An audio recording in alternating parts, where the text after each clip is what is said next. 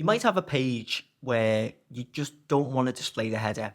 A lot of people do this for sales pages. They don't want their main site navigation to be displayed. They just want that page with no header or footer to have basically sales content throughout.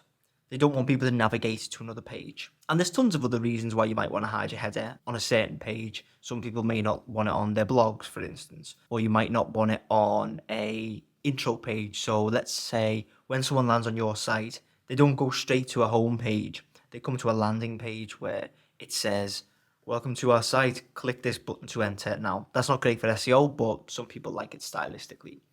In that case, you'd want to hide the header and footer, or maybe just the header.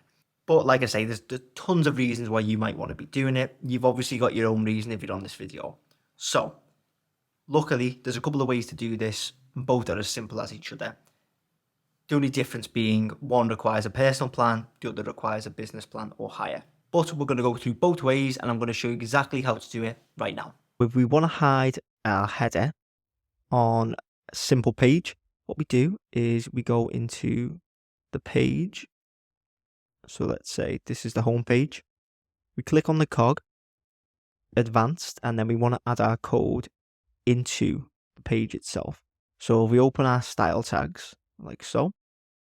And then what we want to do is say hashtag header, open a curly bracket, display none, and then close our curly bracket.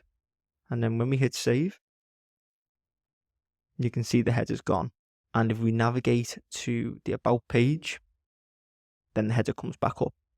So that's one way of doing it. Now, this requires a business plan or higher to inject code into pages. So if you are on a personal plan, then what we want to do is go into design, custom CSS, get me out the way, custom CSS, then let's add some new lines, so hide header on a page.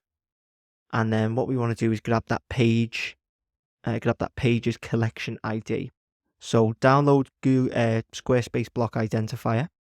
This is a Google Chrome extension. We click that and you can see you've got the collection ID, section ID and block IDs.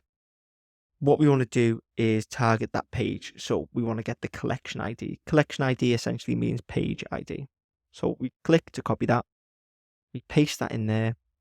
And then what we do is we add header, curly brackets, display none, and then it's gone. Simple as that. Now, that's the CSS version. You will have to do that for every page.